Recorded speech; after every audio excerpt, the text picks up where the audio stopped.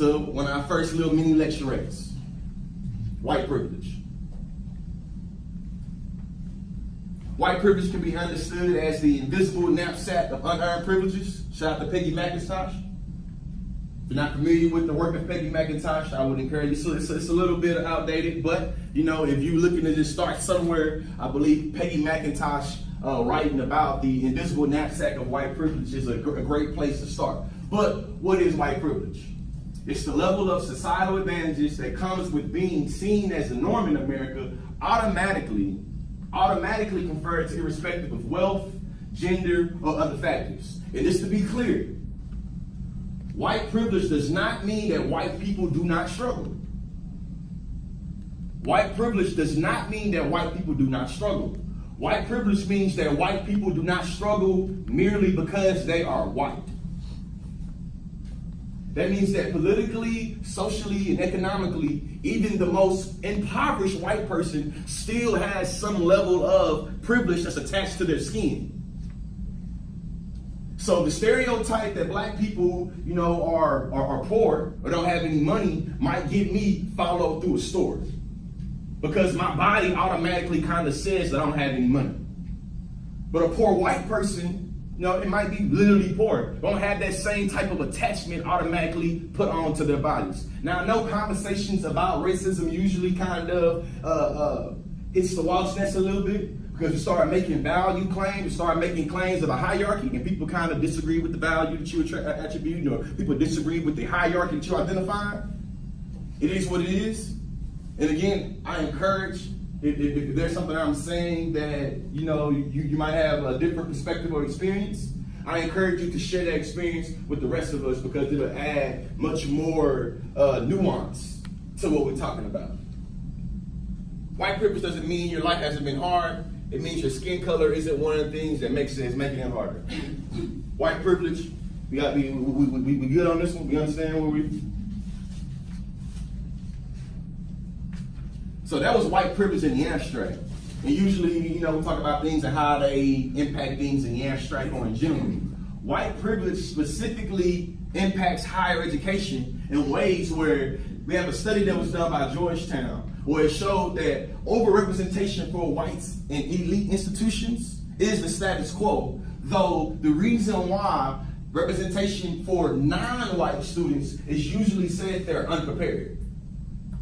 So we have this. Although African Americans and Hispanics' participation in higher education has been growing faster than white students, the report found that whites are overrepresented in the nation's 468 most selective and well-funded colleges and increasingly vacating the less selective open access 2 or 4-year colleges which admit the majority of their applicants. On the other hand, African American and Hispanic students are concentrated at 3,250 of these open access colleges. What this means is that when we talk about this concept of white privilege, it's not just some liberal term that we talk about in the academic field that people at Fox News can kind of, you know, for lack of better terms, talk shit about. It really has a real life immaterial impact on how the higher education functions, on who gets into the higher education and who is empowered once they get into the institution.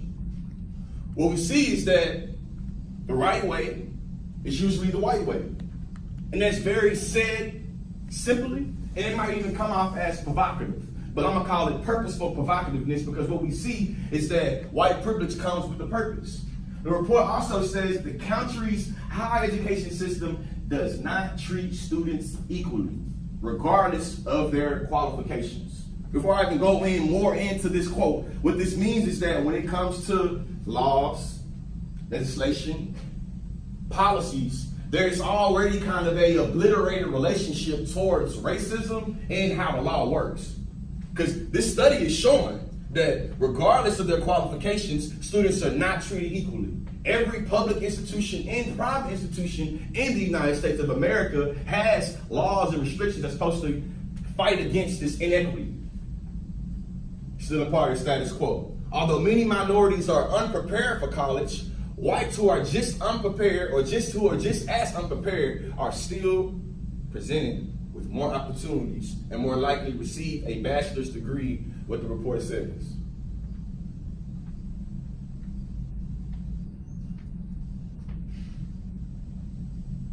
Conversations of white privilege, conversations of racism that situates whiteness and white people specifically, usually conjures up white fragility. This is a book about white fragility. If you have anybody in here that wants to kind of go deeper into the discourse about white fragility and how it operates and how to define it, this is a great source. The book by Robin DiAngelo, talking about why it's so hard for white people to talk about racism. And we have a quote: white people in North America live in a social environment that protects and insulates them from race-based stress. This insulated environment of racial protection builds white expectations for racial comfort while at the same time lowering the ability to tolerate racial stress. So when I'm giving the disclaimer at the beginning and I speak specifically to the white people, I'm acknowledging how within the status quo, most conversations of racism usually prioritize how to make white people feel comfortable. Meaning that if I'm going to say anything that might, make white people feel uncomfortable, it's something that I've been conditioned to negotiate if I should say it or not, because I know it's going to destabilize white comfort. That is me literally internalizing, prioritizing white fragility. So what is white fragility? White fragility is a state in which even a minimal amount of racial stress becomes intolerable, triggering a range of defensive moves.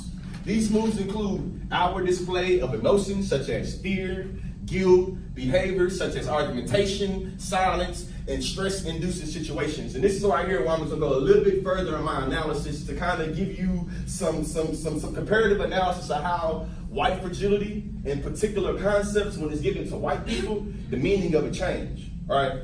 Being African American in America, I know that conviction rates for black people is higher than most people's. With that being said, when a black person sees a judge, the black person being seen as being guilt or being able to admit their guilt is usually seen as something that's good and righteous. George Lee, are you guilty? If I did it, I'll be responsible for my action. I say I'm guilty. Something about guilt, though, when it's complied to white people, that all of a sudden makes guilt have a bad thing. White guilt is bad. We want to get away from it. Why? Why is guilt bad for white people, but it's good for everybody else to be responsible and be accountable for their actions? And that's a rhetorical question just for you to think about. But just making sure I'm not just giving y'all some bland, definition. I want to go a step further into literally understanding, such as fear, guilt, all these behaviors, how they manifest themselves into making it where this white comfort, in regards specifically to race conversations, never gets destabilized, because we're always trying to make sure we don't make particular people feel guilty and particular people feel fear. I only saw a little too long, but I'm gonna say one last thing. If you feel any fear or guilt in this space right now and you happen to be white, I say this provocatively, welcome to the club. Remember those definitions? Pull those definitions back out.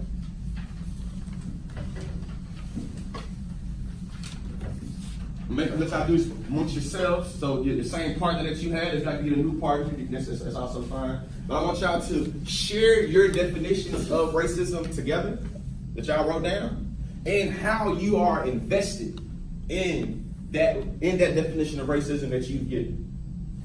And when I say invested, I mean implicated. How are you implicated in the definition of racism that you've given? Does that make sense?